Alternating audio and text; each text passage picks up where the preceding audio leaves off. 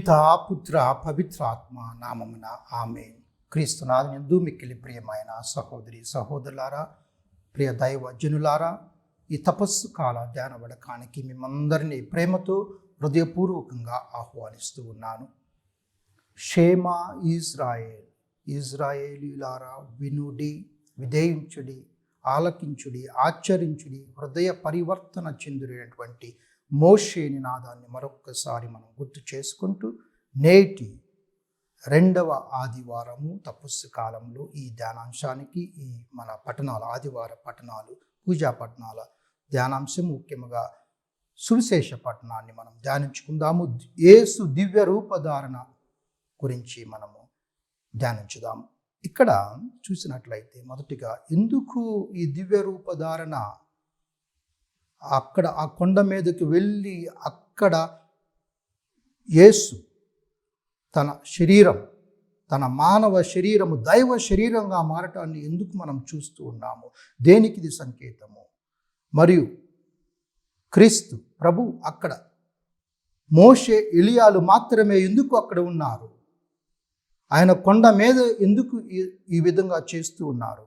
ఆ ఇద్దరు మాత్రమే ఎందుకు? మరియు తన శిష్యులైనటువంటి పేతురు, యాకోబు, యోహాను, ఆ ముగ్గురు శిష్యులు మాత్రమే ఎందుకు యేసు ప్రభు తీసుకువెళ్తూ ఉన్నారు? మోషే ఎలియాల వారి ఎదుట ఎందుకు ఇది జరుగుతూ ఉన్నది? కొండ ఎక్కడమేమిటి, మళ్ళా కొండ దిగి రావటం ఏమిటి? మానవ శరీరము దివ్య శరీరముగా మారటంలో ఉన్నటువంటి పరమార్థం ఏమిటి? ఈ దివ్య రూపధారణ దాని అర్థం ఏమిటంటే శ్రమల రూపమే దివ్య రూపము, దేవుని రూపము. శిలువ రూపమే మహిమ రూపము.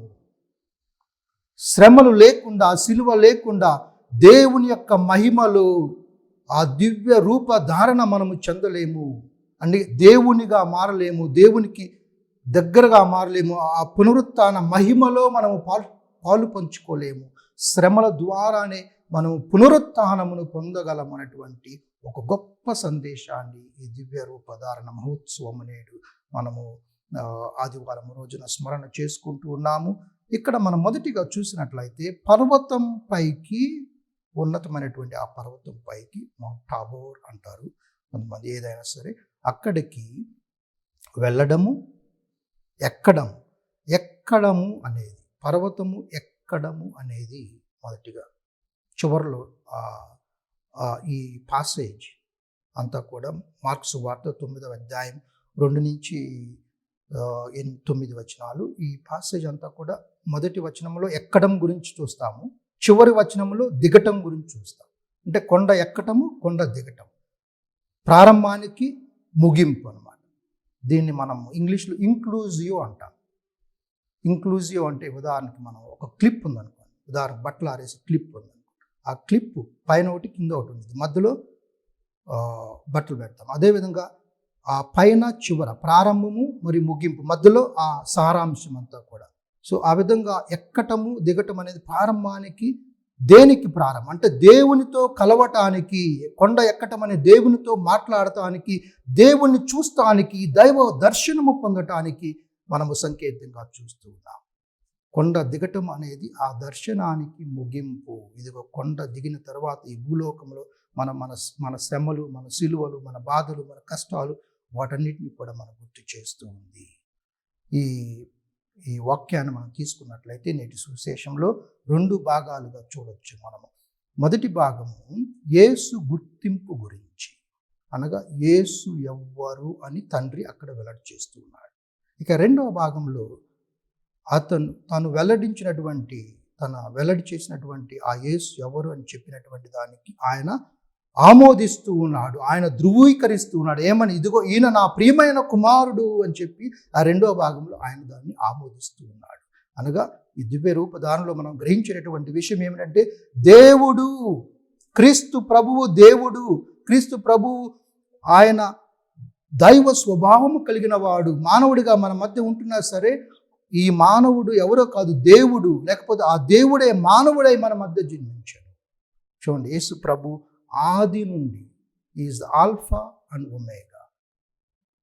ఆయనే మొదలు ఆయనే ముగింపు అనమాట. సృష్టి పూర్వమే ఎప్పటి నుంచో దేవుడు, త్రిత్వైక దేవుడు అన్నా సరే దేవుడు ఒక్కటే అంటగా ఇదే దాని అర్థం. క్రీస్తు ప్రభువు కూడా ఎప్పటి నుంచో ఉన్నాడు, ఆయన కూడా దేవుడే.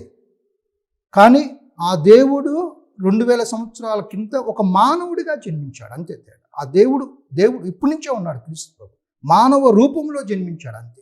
ఆ మానవ రూపంలో ఉన్నటువంటి అతను అందరూ కూడా క్రీస్తు ఎవరు అనేటువంటి ప్రశ్న తలెత్తుంది. క్రీస్తు ప్రభు అడుగుతాడు. ఇది 9వ అధ్యాయం 8వ అధ్యాయంలో మనం చూసినట్లయితే మార్కు సువార్త, అక్కడ క్రీస్తు పేతురుని అడుగుతాడు, ప్రజలు నేనెవరని భావిస్తున్నారు? Who is Christ? యేసు ప్రభు ఎవరు? ఒక మాట. అప్పుడు పేతురు అంటాడు అక్కడ ఉన్నటువంటి శిష్యులందరూ, ఇదిగో నీవు బప్తిస్మ యోహానని కొంతమంది అనుకుంటున్నారు, ఏలియా అని కొంతమంది అనుకుంటున్నారు, మరొక మంది ప్రవక్తల్లో ఒకడు అనుకుంటున్నారు. అప్పుడు పేతురు ప్రభు శిష్యులు అడుగుతారు, మరి మీరేమనుకుంటున్నారు నేను ఎవరని అన్నప్పుడు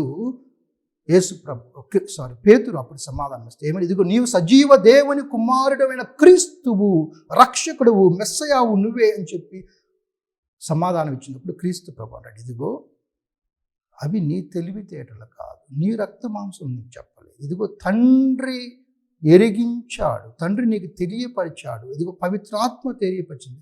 ఆ పవిత్రాత్మ తండ్రి యొక్క తెలియజేయటం ద్వారా God has revealed it to you అని చెప్పి మనకు తెలియజేస్తూ ఉన్నాడు. అందుకే పేతురు తను ఆ మాట అన్నా సరే చివరికి తనెవరో క్రీస్తు ఎవరో గ్రహించలేకపోతాడు. తర్వాత మనం ధ్యానిస్తాం దాని గురించి. పేతురు ఎందుకున్నాడు ఆ కొండ మీద అన్నదానికి సమాధానం కూడా మనకు దొరికింది అక్కడ. ఇక్కడ మనం చూసినట్లయితే పవిత్ర గ్రంథంలో పర్వతాల మీద ఏమి జరుగుతుంది, కొండల మీద ఏం జరుగుతుంది అని మనం పోయినసారి కూడా ఒకసారి మీకు చెప్పాను. అన్ని కొండలు, అక్కడ మొరియా కొండ నుంచి, అక్కడ కార్మేలు కొండ నుంచి, తర్వాత మొదలు పెట్టుకున్న కలవరి కొండ, ఒలీవ్ కొండ, ఎన్ని కొండల మీద ఏం జరుగుతుందంటే అక్కడ దైవ దర్శనం జరుగుతుంది. దైవ దర్శనం, దేవుడు ముఖ్యంగా పాత నిబంధన గ్రంథంలో దేవుడు అబ్రహామును పరీక్షించినప్పుడు ఒక స్వరము విన్నాడు. కానీ దేవుడు అబ్రహాము దేవుని చూడలేదు. అక్కడ ఒక స్వరము మాత్రమే విన్నాడు. ఇదిగో ఈసాకును వెంట పెట్టుకుని మొరియా ప్రదేశం వెళ్ళినప్పుడు అక్కడ దేవుడు సమకూర్చాం, మనం చెప్పుకున్నాం ఆల్రెడీ చాలాసార్లు. పొట్టేళ్ళను సమకూర్చడము, ఈసాకును బలి బదులు పొట్టేళ్ళను సమర్పించడం, ఆ విధంగా అబ్రహాం పరీక్షించాడు. అక్కడ స్వరము మాత్రమే, ఒక స్వరము, కానీ అబ్రహాము దేవుని చూడలేదు. కానీ దేవుడు కొండ మీదకి దిగివచ్చాడు. ఎక్కడ? నిర్గమకాండములో మోషేకు 10 ఆజ్ఞలు ఇచ్చినప్పుడు అక్కడ సీనాయి పర్వతం మీద 3వ నాడు ప్రతి ఒక్కరు కూడా ఎల్లరూ చూచుచుండగా యావే సీనాయి కొండ మీదకి దిగి వచ్చెను. అప్పుడు అక్కడ నిర్గమకాండము 19వ అధ్యాయం 11 నుంచి వచనాలు చదువుతాము. నీవు కొండకు హద్దులు ఏర్పరిచి వారితో జాగ్రత్త, జనాలతో ఎవరు కొండ ఎక్కరాదు, కొండ మొదలు తాకరాదు, ఎవడైనా నువ్వు కొండను ముట్టుకున్నచో వానికి చావు మూడును. అప్పుడు యావే అగ్ని రూపమున సీనాయి కొండ మీదకు దిగివచ్చుటచే దానిని పొగ చుట్టూ ముట్టెను. కొలిమి పొగవలే కొండ నుండి పొగ పైకి లేచెను. కొండ అంతా దద్దరిల్లిన. ఈ విధంగా మోషేతో మాట్లాడాను అనగా, చూశాడా అంటే మోషే దేవుని చూశాడా అంటే చూడలేదు అని సమాధానం చెప్పాలి. ఎందుకంటే అక్కడ ఉరుములు మెరిసెను, మెరుపులు మెరిసెను, కారు మప్పులు క్రమ్మెను, పెద్ద నాదముతో కొమ్ము బూర మ్రోగెను. అదే దేవుని యొక్క రూపం. ఆ ఉరుముల్లో, ఆ మెరుపుల్లో, ఆ మేఘాలలో, ఆ స్వరములో మాత్రమే వారు దేవుణ్ణి చూస్తూ ఉన్నారు, దేవుణ్ణి దర్శిస్తూ ఉన్నాడు. అదేవిధంగా మనము మరి ఎందుకు దేవుడు మోషే ఏలియాలను మాత్రమే ఎందుకు అక్కడ తీసుకెళ్ళాలి? మనము ఈనాటి పట్టణంలో చూసినట్లయితే 9వ అధ్యాయం 4వ వచనంలో మార్కు సువార్త, ఏలియా మోషే కనిపించి యేసుతో సంభాషించుట ఆ 3 శిష్యులు చూస్తున్నారు. ఎందుకు ఏలియా మోషే మాత్రం? ఎందుకు ఆదాము అవ్వరు అక్కడ లేరు? ఎందుకు అబ్రహాము సారా లేరు? ఎందుకు అబ్రహాము, ఈసాకు, యాకోబు వీళ్ళు పితామహులు కదా, మరి వారు ఎందుకు లేరు అక్కడ?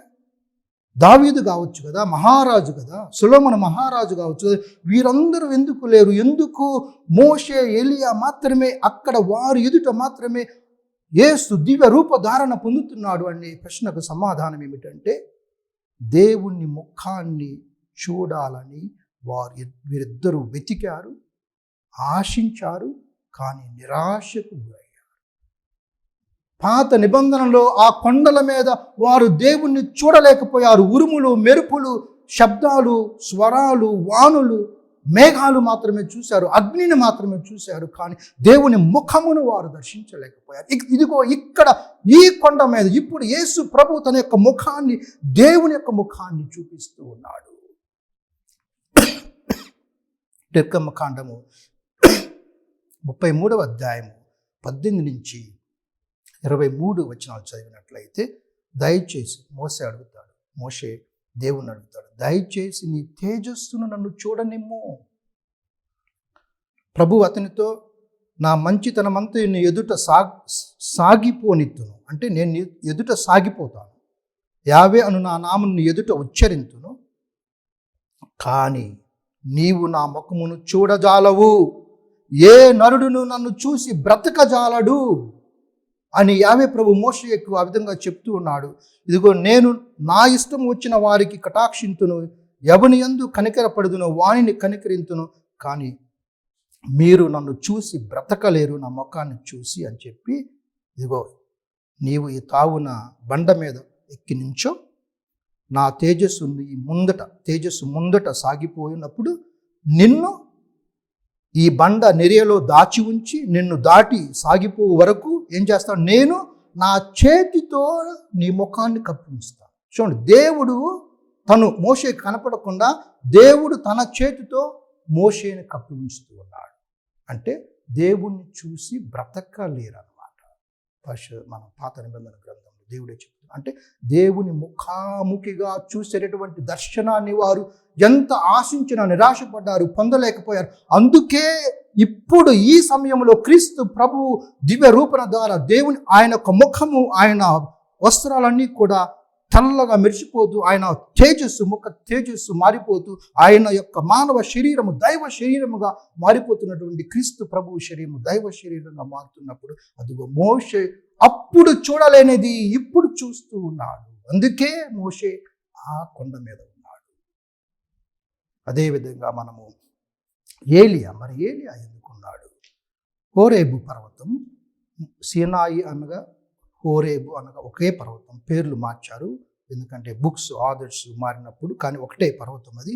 మొదటి రాజుల గ్రంథంలో చూసినట్లయితే 19వ అధ్యాయం 9వ వచనంలో, ప్రభువు వాని ఏలియా నువ్వెక్కడ ఏమి చేయుచున్నావు అని అడిగి, అప్పుడు ప్రభువు అతనితో, నీవు కొండ మీదకి ఎక్కిపోయి ఇచ్చట నా ముందుట నిలబడు.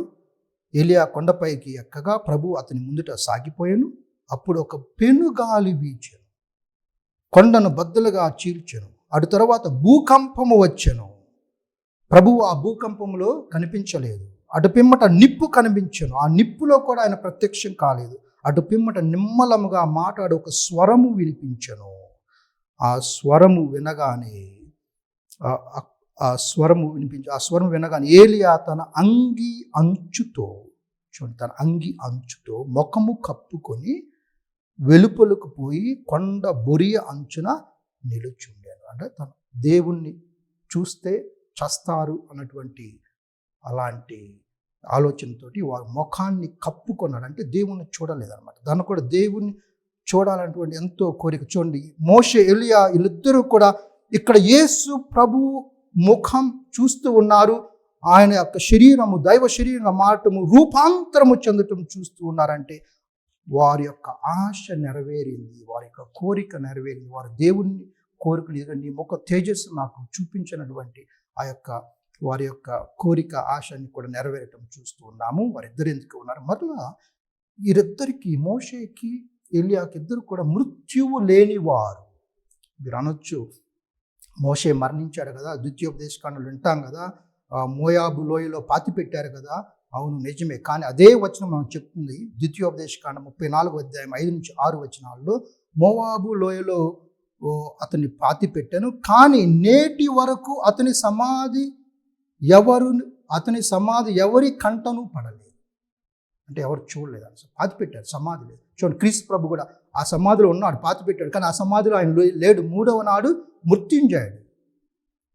కానీ నేటి వరకు అంటే అప్పుడు ఆ పరిశుద్ధ గ్రంథం ద్వితీయోపదేశ కాండము రాసినప్పుడు ఆ సమయంలోనే కనిపించలేదు అనమాట. అనగా క్రీస్తు పూర్వము 400 కానివ్వండి, కొన్ని పార్ట్స్ ఆర్ టేకెన్, మరికొన్ని వచనాలు ద్వితీయోపదేశ కాండంలో క్రీస్తు పూర్వము 1000 సంవత్సరాల ముందు రాయబడ్డాయి అనమాట. అప్పటికే మోషే సమాధి కనిపించలేదంటే చూడండి, ఆయన మృత్యువు లేనివాడు. అదేవిధంగా ఎలియా చూడండి, 2వ రాజుల గ్రంథం 2వ అధ్యాయం 11వ వచనంలో వారు ఇంకనూ ఎలియా సాగిపోవచ్చుండగా నిప్పు గుర్రములు లాగు అగ్ని రథం ఒకటి అకస్మాత్తుగా వారి నడుమ ప్రకాశించెను.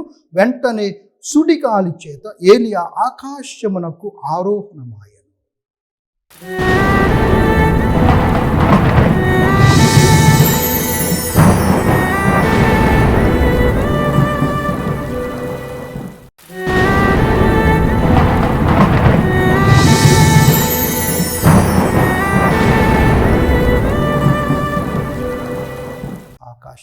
పరలోకానికి ఏ విధంగా తీసుకొని పోబడ్డారు. మృత్యువు లెక్కన చూడండి, మృత్యువు లేని వారిద్దరూ, అందుకే వారు అక్కడ ఉన్నారు. దేవుణ్ణి ఆశ కలిగిన వారు చూడలేకపోయారు, అందుకే ఇప్పుడు చూస్తూ ఉన్నారు. మరియు వారిద్దరు కూడా ఇజ్రాయేల్ చేత, ప్రజల చేత తిరస్కరింపబడిన వారు. మనం మోషే చూస్తాం ఏ విధంగా వారు నీళ్లు లేవు, తినడానికి తిండి లేవని చెప్పి గొనుగుతూ తిరస్కరిస్తూ ఆ విధంగా వారు అతను ద్వేషించారో, అదేవిధంగా ఏలియాను కూడా ప్రజలు ద్వేషించారు.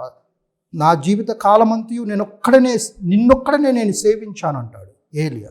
కానీ ఇజ్రాయేలీ ప్రజలు నీవు చేసిన ఒడంబడికను మీరి నీ బలిపీఠమును కూలద్రోసి నీ ప్రవక్తలను చంపిరి. నీ కొరకు మహారోషము గల వాడనై నేనొక్కడిని మాత్రమే మిగిలి ఉండగా ఈ ఇజ్రాయేలీ ప్రజలు నా ప్రాణములు కూడా తీయాలనుకుంటున్నారు అని చెప్పి ఏలియా ప్రభుతో మొరపెట్టుకుంటా ఉంటాడు.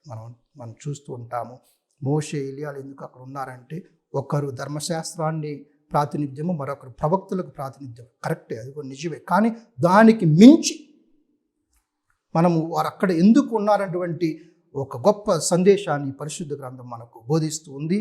వారిద్దరు కూడా ప్రభువుని చూడలేకపోయారు కాబట్టి ఇప్పుడు చూస్తూ ఉన్నారు. ఇద్దరు కూడా మృత్యువు లేనివారు కాబట్టి ఇందులో పాల్గొంటూ ఉన్నారు. ఇద్దరు కూడా తిరస్కరింపబడి శ్రమలు పొంది సిలువలు మోసారు కాబట్టి సిలువలు శ్రమలు పొందిన వారికి దేవుని యొక్క మహిమ తప్పకుండా ఉంటుందన్నటువంటి మరొక సందేశము, ఈ దివ్యరూప ధారణ యొక్క ముఖ్య సందేశాన్ని కూడా మనము మోషే ఎలియాల ద్వారా మనం చూస్తూ ఉన్నాము. ప్రియమైన సహోదరి సహోదరులారా, మరొక విషయం ఇక్కడ క్రీస్తు ప్రభు శారీరక రూపాంతరము, దివ్య రూపధారణ, తన వస్త్రములు వెలుగు వలె ప్రకాశించను. మార్కు సువార్తలో మనం చూస్తాం వస్త్రములు వెలుగు వలె. ఏంటి వస్త్రాలకు ఉన్నటువంటి ప్రత్యేకత చూడండి. 12 సంవత్సరాల నుండి రక్తస్రావ వ్యాధితో బాధపడుతున్నటువంటి ఒక స్త్రీ యేసు ప్రభువు వస్త్రములు వెనుక నుంచి తాకగానే ఏదో ఒక శక్తి ఆ వస్త్రముల నుంచి పోవడము, ఆమె స్వస్థత పొందటాన్ని మనము పరిశుద్ధ గ్రంథంలో చూస్తూ ఉన్నాము. ఆయన వస్త్రములను తాకినంత మాత్రమున నేను స్వస్థురాలనగుదును అనగా ఆయన వస్త్రములను తాకెను. అప్పుడు తన నుండి శక్తి వెడలనిదని యేసు గ్రహించి వెనకకు తిరిగి నా వస్త్రములను తాకినది ఎవరు అని అడుగుగా అప్పుడు ఇదిగో అని చెప్పి మనము స్వస్థతను పొందినటువంటి ఒక స్త్రీని తన వస్త్రముల ద్వారా చూస్తూ ఉన్నాము. అదేవిధంగా మార్కు సువార్త 6వ అధ్యాయము 56వ వచనంలో గ్రామాల్లోని, పట్టణాల్లోని, మారుమూల పల్లెల్లో ఉన్నటువంటి ప్రజలందరూ కూడా యేసుని చూస్తానికి, దర్శించడానికి, స్వస్థ పొందడానికి అనేక మంది రోగులు వచ్చారు. ఆయన వస్త్రముల అంచును తాకనిమ్మని ఆయనను వారు ప్రార్థించారు. ఈ విధముగా ఆయనను తాకిన వారందరూ కూడా స్వస్థత పొందారు అని ఇదే మార్కు సువార్తికుడు మనకు అక్కడ తెలియజేస్తున్నారు. కాబట్టి వారి శరీరాలు అనారోగ్యం నుంచి ఆరోగ్య రూపంలోకి రూపాంతరం చెందాయి. చూడండి, అనారోగ్యంగా ఉన్నటువంటి వారు స్వస్థతను పొంది ఆరోగ్యం రూపాంతరం చూడండి, ఆ శరీరాలు కూడా రూపాంతరం చెందుతూ ఉన్నాయి. అదే వస్త్రముల యొక్క అర్థం అన్నమాట ఇక్కడ. అదేవిధంగా ఆ వస్త్రములు ఎలా ఉన్నాయి? ఈ లోకములో ఎవడను చలువ జయజాలనంత తెల్లగా ఉండెను. బైబిల్లో పరిశుద్ధ గ్రంథంలో తెలుపు అనే పదానికి అర్థం ఏమిటంటే ఒకటి స్వచ్ఛత, అదేవిధంగా దానికి ఒక ప్రవచన అర్థం అవుతుంది. అర్థం ఏమిటంటే ఒకటి సత్యము అనేటువంటి మనం దర్శన గ్రంథంలో చూస్తాము. దివి తెరవబడి ఒక తెల్ల గుర్రము నాకు కనబడింది, ఒక దర్శనం అన్నమాట. ఆ తెల్ల గుర్రానికి అర్థం ఏమిటంటే ఆ అశ్వికుడు విశ్వాస పాత్రుడు సత్యవంతుడు అని పిలువబడు. అంటే తెలుపు అనేది ఒక సత్యం. ఏమిటి ఆ సత్యం అంటే, ఇదిగో ఈ దివ్య రూప ధారణ చెందినటువంటి ఈ వ్యక్తి దేవుని యొక్క కుమారుడు అనేటువంటి ఒక సత్యాన్ని మనకు తెలియజేయబడుతుంది. అదేవిధంగా దర్శన గ్రంథం 20వ అధ్యాయంలో చూస్తాము. ఒక గొప్ప తెల్లని సింహాసనం, దాని మీద ఒక వ్యక్తి ఆసీనుడై అక్కడ తీర్పు తీర్చడం మనం చూస్తూ ఉన్నాము. అదేవిధంగా యెషయా గ్రంథంలో చూస్తాము, మీ పాపములు సింధూరం వలె ఎర్రగానున్నను మంచు వలె తెల్లనవును.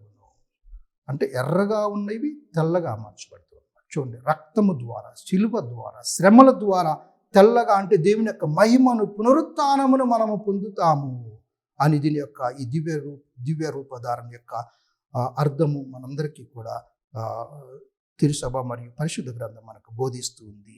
తర్వాత పేతురు బోధకుడు, ఇదిగో నీకు ఒక బోధకుడు అని పిలుస్తాడు. అంటే ఈ బోధకుడు మోషే కంటే గొప్పవాడని అర్థం. అక్కడ ఉన్నటువంటి మోషే కంటే, ఇక్కడ శిబిరాలు 3 వర్ణశాలు 3 గుడారాలు నిర్మించడం అంటే, ఈ గుడారాలు మళ్ళీ అక్కడ దేవుని యొక్క సన్నిధికి సూచన అన్నమాట.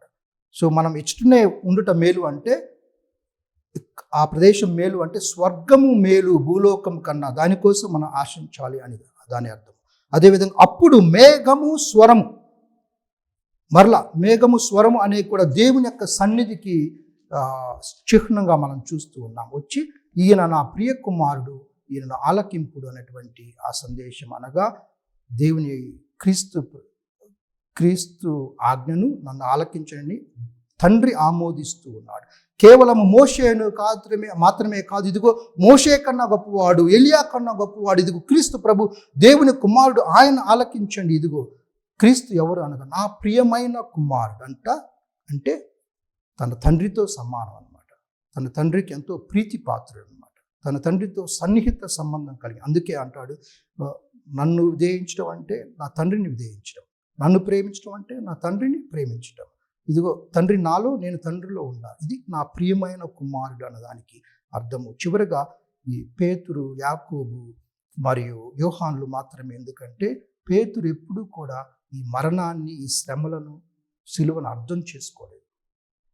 నీవు సజీవ దేవుని కుమారుడు అని పలికినటువంటి ఆ పేతురే ఆ క్షణములోనే వెంటనే ఇదిగో క్రీస్తు ప్రభు మార్క్సు వార్తలు 3 సార్లు ఆయన సూచిస్తాడు. ఇదిగో మనుష్య కుమారుడు మరణించాలి, శ్రమలు పొందాలి, మరణించాలి, అప్పుడు పునరుత్థానం కావాలన్నప్పుడు, ఇదిగో ఇది నీకు జరగకూడదు అన్నప్పుడు సైతాను వెళ్ళిపో అంటాడు. అంటే శ్రమలను, మరణాన్ని, సిలువను ఎప్పుడు కూడా పేతురు సరిగా అర్థం చేసుకోలేదు. కాబట్టి ఇక్కడైనా సరే కనీసం ఇదిగో ఈ దివ్య రూపణ ధారణ సమయంలో సరే అర్థం అవుతుందని చెప్పి పేతురు అక్కడ ఉండటము. మరి యాకోబు, యోహానులు ఎందుకంటే అక్కడ వారిని ఒక ప్రశ్న అడుగుతారు, ఎవరు? యేసు ప్రభుని. ఇదిగో నీవు పునరుత్థానమైన తర్వాత, అక్కడ కూడా కాంటెక్స్ట్ ఏంటంటే యేసు తన సిలువ మరణం గురించి చెప్తాడు. అప్పుడు వాళ్ళు ఏమంటారు, ఇదిగో నువ్వు పునరుత్థానమైన తర్వాత, పరలోకం వెళ్ళిన తర్వాత కుడి ప్రక్కన ఎడ పక్కన మాకు సీట్లు ఇవ్వండి. అంటే ఈ శ్రమల, మరణం, క్రీస్తు ప్రభు యొక్క ఈ తను పడేటువంటి ఆ సిలువ బాధలు, వాటిని వారు అర్థం చేసుకోలేదు. శ్రమల రూపాన్నే, దివ్య రూపమైనటువంటి గొప్ప సత్యాన్ని వారు అర్థం చేసుకోలేదు. కాబట్టి అక్కడ ఆ ప్రదేశంలో వారు ఉండటం చూస్తున్నాం. కాబట్టి క్రీస్తునాథుని యందు మిక్కిలి ప్రియమైనటువంటి సహోదరి సహోదరులారా, చివరికి ఈ వృత్తాంతాన్ని ఎవరితో చెప్పొద్దు అంటే, కొండ దిగటము ఎవరితో చెప్పొద్దు అంటే, క్రీస్తు ప్రభు ఆయనతో ఉన్నటువంటి ఆ శిష్యులే అర్థం చేసుకోలేకపోయారు. పేతురు, యోహాను, యాకోబు. మరి ప్రజలు ఏ విధంగా అర్థం చేసుకుంటారు? ఆయన మెస్సయ్య అంటే, మనిషి కుమారుడు అంటే, క్రీస్తు శిలువ మీద మరణించాలి అంటే పునరుత్థానం ఏంటో అర్థం చేసుకుంటారు. కాబట్టి అప్పటి వరకు ఎవరితో చెప్పొద్దు అని గొప్ప చివరిగా ఈ మనకు మనం ముగిస్తూ ఉన్నాం. కాబట్టి శ్రమలు, సిలువలు మనం ఎప్పుడు తిరస్కరించుకోవాలి. దేవుడు మనకి ఇచ్చినప్పుడు వాటిని అధిగమించటానికి, దేవుని యొక్క శక్తితోటి ఆ సిలువను మోయటానికి, ఆ సిలువ నుండి క్రమశిక్షణ నేర్చుకోవటానికి, చివరికి మన యొక్క ఈ శరీరాలు, మన రూపాలు మారటానికి, మన జీవితాలు మారటానికి, మన ఆత్మలు మారటానికి, మనలో ఆ పరివర్తన రావటానికి మనం ప్రయత్నిస్తూ దివ్య రూప ధారణ పొందటానికి, ఆ మహిమలో క్రీస్తు ఉత్థానములు పాల్గొనటానికి ప్రయత్నించుదాం. పితా, పుత్ర, పవిత్ర ఆత్మ నామమున ఆమేన్.